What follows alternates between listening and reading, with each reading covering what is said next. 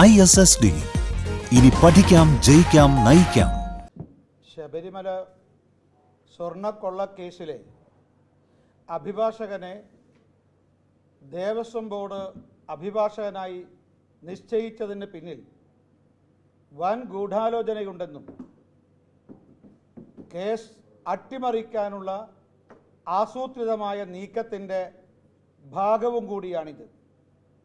BJP ഉൾപ്പെടെയുള്ള ഹിന്ദു ഭക്തജന സംഘടനകൾ ശക്തമായ പ്രതിഷേധവുമായി രംഗത്ത് വന്നപ്പോഴാണ് UDF സർക്കാരിന് തീരുമാനം മാറ്റേണ്ടി വന്നത്, അഭിഭാഷകനെ കൊണ്ട് രാജിവെപ്പിക്കേണ്ടി വന്നത്. നമ്മൾ ഓർക്കേണ്ടതായിട്ടുണ്ട്, ശബരിമല കൊള്ള മുഖ്യ പ്രചരണമാക്കിയാണ് UDF സർക്കാർ അധികാരത്തിൽ വന്നത്. പക്ഷെ അധികാരത്തിൽ വന്നതിന് ശേഷം ശബരിമല സ്വർണ്ണക്കൊള്ളയെക്കുറിച്ച് ഒരക്ഷരം ഉരിയാടാനോ ചെറുവിരൽ അനക്കാനോ VD സതീശൻ സർക്കാർ തയ്യാറായിട്ടില്ല. ഗവർണറുടെ നയപ്രഖ്യാപന പ്രസംഗത്തിൽ ഇതിനെ സംബന്ധിച്ച് ഒന്നും തന്നെ രേഖപ്പെടുത്തിയിട്ടില്ല, സൂചിപ്പിച്ചിട്ടുമില്ല. അതിനുശേഷമാണ്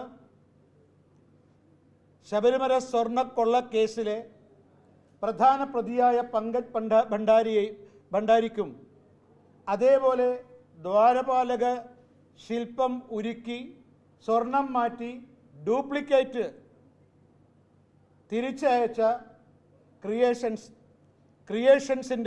ക്രിയേഷൻസ് എന്ന സ്ഥാപനത്തിന് വേണ്ടി കോടതിയിൽ ഹാജരായിട്ടുള്ള അഭിഭാഷകനെ ദേവസ്വം സ്പെഷ്യൽ പ്ലീഡറായിട്ട് നിശ്ചയിച്ചത്. മാത്രമല്ല, ആദ്യം ഞങ്ങൾ പ്രതിഷേധം പ്രകടിപ്പിച്ചപ്പോൾ ഒരഭിപ്രായം വന്നത്, വകുപ്പ് മന്ത്രി പറഞ്ഞു, എനിക്കറിയില്ല, മുഖ്യമന്ത്രിയാണ് നിശ്ചയിച്ചത്. സ്വാഭാവികമായി മുഖ്യമന്ത്രി അറിയാതെ നിശ്ചയിക്കുമോ?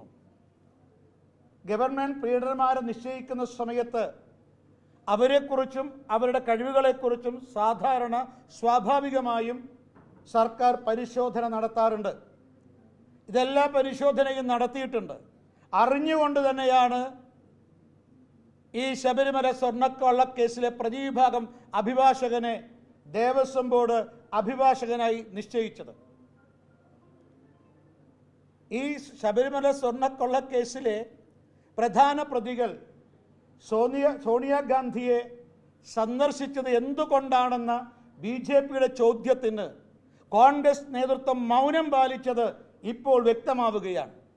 കാരണം ഈ ശബരിമല സ്വർണ്ണക്കൊള്ളക്കേസിൽ കൊള്ളയിൽ മാർക്സിസ്റ്റ് പാർട്ടി നേതൃത്വത്തിനുള്ളതുപോലെ തന്നെ കോൺഗ്രസ് നേതൃത്വത്തിനും പങ്കുണ്ടെന്ന് നിസ്സംശയം വ്യക്തമാക്കിയിരിക്കുകയാണ്. ഈ ശബരിമല സ്വർണ്ണക്കൊള്ളയിൽ മാർക്സിസ്റ്റ് കോൺഗ്രസ് കുറുവ സംഘത്തിന് പങ്കുണ്ടെന്നുള്ള BJP ആരോപണം അടിസ്ഥാനപരമാണ്, സത്യസന്ധമാണ് എന്നിതിലൂടെ വ്യക്തമായിരിക്കുകയാണ്. ഇപ്പോൾ ഒരുപക്ഷെ ഇതാ രാജിവെച്ചില്ലേ, അതുകൊണ്ട് ഞങ്ങൾ ഇക്കാര്യത്തിൽ നിഷ്പക്ഷരാണ് എന്നൊരു പക്ഷേ കോൺഗ്രസ് ചില വാദമുഖങ്ങൾ ഉന്നയിച്ചേക്കാം. മോഷണം നടന്ന് തൊണ്ടി മുതൽ തിരിച്ചേൽപ്പിച്ചാൽ മോഷണമല്ലാതാകുമോ? കള്ളന്മാരല്ലാതായി മാറുമോ? ഇതിന് ഉത്തരമാണ് UDF നേതൃത്വം പറയേണ്ടത്.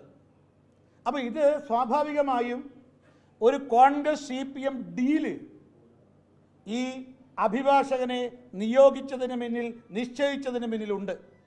ഇവരൊരു പരസ്പര സഹകരണ കറക്ക് കമ്പനിയാണ് മാർക്സിസ്റ്റ് പാർട്ടിയും അതേപോലെ തന്നെ കോൺഗ്രസും. ഇത് പുതിയ ഗവൺമെൻറ് അധികാരത്തിൽ വന്നിട്ട് അല്പ ദിവസത്തിനുള്ളിൽ തന്നെ കേരളത്തിലെ ജനങ്ങൾക്ക് ബോധ്യപ്പെട്ടിരിക്കുകയാണ്. മാത്രമല്ല, ഇനി ഒരു കാര്യം വ്യക്തമായി, CPM നേതൃത്വം അധികാരത്തിലിരുന്നപ്പോൾ അറസ്റ്റ് ചെയ്യേണ്ട ദേവസ്വം മന്ത്രിമാരായ വാസവനെയും കടകംപള്ളി സുരേന്ദ്രനെയും വെറുതെ വിട്ടു.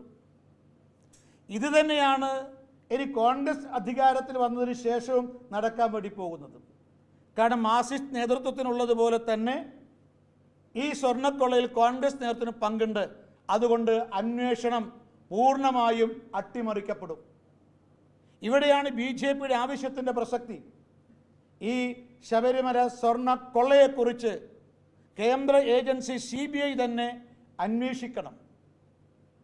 എന്നാൽ മാത്രമേ യഥാർത്ഥ പ്രതികളെ, മുഴുവൻ പ്രതികളെ നിയമത്തിന് മുന്നിൽ കൊണ്ടുവരാൻ സാധിക്കും. ഈ UDFൻ്റെ ഏറ്റവും ഒടുവിലത്തെ ഈ തീരുമാനം കേരളത്തിലെ ഭക്തജനങ്ങളുടെ മുഖത്ത് അടിച്ചതിന് തുല്യമാണ്. കാരണം ശബരിമല സ്വർണ്ണക്കവർച്ചയായിരുന്നു UDFൻ്റെയും കോൺഗ്രസിൻ്റെയും പ്രധാനപ്പെട്ട പ്രചരണ ആയുധം. എന്നിട്ടാണ് അതിനുശേഷം അധികാരത്തിൽ വന്നതിന് ശേഷം അതിൽ നിന്ന് പൂർണ്ണമായും പിൻവാങ്ങുക. ഒരക്ഷരം ഇതുവരെ VD സതീശൻ എന്ന മുഖ്യമന്ത്രി ഉരിയാടിയിട്ടില്ല. അപ്പോൾ ഇത് കേരളത്തിലെ ഭക്തജനങ്ങളെ വഞ്ചിക്കുന്നതിന് തുല്യമാണ്. കോൺഗ്രസിൻ്റെ ഇരട്ടത്താപ്പാണ് ഇവിടെ വ്യക്തമാകുന്നത്. അതുകൊണ്ട് ഞങ്ങളെ സംബന്ധിച്ച്, BJPയെ സംബന്ധിച്ച് CBI അന്വേഷണം എന്ന ആവശ്യവുമായി ഞങ്ങൾ മുന്നോട്ട് പോകും. കോൺഗ്രസ് CPM ഭരിക്കുന്ന സമയത്തും കോൺഗ്രസ് ഭരിക്കുന്ന സമയത്തും ഞങ്ങൾ ഭക്തജനങ്ങളോടൊപ്പമാണ്.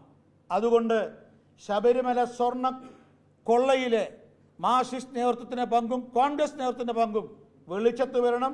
ഇവരെ നിയമത്തിന് മുന്നിൽ ഹാജരാക്കണം. അതിനായി CBI അന്വേഷണം ആവശ്യമാണ്.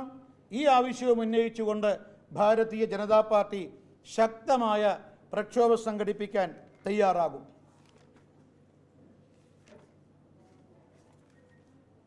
രണ്ടാമത്തൊരു കാര്യം സൂചിപ്പിക്കാനുള്ളത്, ഇന്ന് നമ്മുടെ ആരോഗ്യ വകുപ്പ് ഡയറക്ടർ ദേവസ്വം കമ്മീഷണർക്ക് ഒരു പുതിയ നിർദ്ദേശം നൽകിയിരിക്കുകയാണ്. ശബരിമലയിൽ ഇനി മുതൽ ഡോക്ടർമാരെയും ആരോഗ്യ ജീവനക്കാരെയും നിയമിക്കേണ്ടത്, നിശ്ചയിക്കേണ്ടത് ദേവസ്വം ബോർഡാണ്. സംസ്ഥാന സർക്കാരോ അല്ലെങ്കിൽ ആരോഗ്യ വകുപ്പോ ഇക്കാര്യത്തിൽ ഇടപെടില്ല. ഇതിൽ നിന്ന് എന്താണ് മനസ്സിലാക്കേണ്ടത്? ശബരിമലയിലെ തീർത്ഥാടന കാലത്തും അല്ലാത്ത സമയത്തും അവിടെ ആവശ്യമായ ഡോക്ടർമാരെ, അതുപോലെ ആരോഗ്യവകുപ്പ് ജീവനക്കാരെ സംസ്ഥാന സർക്കാരാണ് നിയോഗിക്കാറ്. അതിനാവശ്യമായ പണം ദേവസ്വം സംസ്ഥാന സർക്കാരിന് കൊടുക്കാറുണ്ട്, ഔദാര്യത്തിലല്ല. ഇവിടെ ഭക്തജനങ്ങൾ കാണിക്ക അർപ്പിക്കുന്ന പണത്തിൽ നിന്നാണ് ശബരിമലയ്ക്ക് വേണ്ടി സംസ്ഥാന സർക്കാർ ചെലവഴിക്കുന്ന ഓരോ തുണ്ട് കാശും കൊടുക്കുന്നത്. സംസ്ഥാന സർക്കാരിന് യാതൊരു ബാധ്യതയില്ല. വിദ്യുച്ഛക്തിക്ക് പണം കൊടുക്കുന്നുണ്ട്. പോലീസ് നിയോഗിച്ചതിൽ അതിനും ദേവസ്വം ബോർഡ് പൈസ കൊടുക്കുന്നുണ്ട്. അതായത് ശബരിമല തീർത്ഥാടനത്തിനും ശബരിമലയുമായി ബന്ധപ്പെട്ട ഉത്സവത്തിനും സംസ്ഥാന സർക്കാരിന് ചെലവാകുന്ന മുഴുവൻ തുകയും ഭക്തജനങ്ങളാണ് കൊടുക്കുന്നത്. ആകെ ബന്ധപ്പെട്ടവരെ നിയോഗിക്കുക, നിശ്ചയിക്കുക, ഇത് മാത്രമാണ് സംസ്ഥാന സർക്കാർ ചെയ്യുന്നത്. അതുപോലും ചെയ്യില്ല എന്നുള്ളതാണ് VD സതീശൻ സർക്കാരിൻ്റെ നിലപാട്. അപ്പോൾ ശബരിമലയുടെ പേരിലാണ് ഇവർ അധികാരത്തിൽ വന്നത്. ശബരിമലയെ തൊട്ട് അയ്യപ്പനെ തൊട്ടാണ് ഇപ്പം കളിക്കുന്നത്. ഈ ശബരിമലയോട് കാണിക്കുന്ന ധിക്കാരപൂർവമായിട്ടുള്ള ഈ അവഗണനാപൂർണമായ നിലപാട് ലക്ഷോപലക്ഷം വരുന്ന അയ്യപ്പ ഭക്തന്മാരോട് കാണിക്കുന്ന അവഗണനയും അധിക്ഷേപവുമാണ്.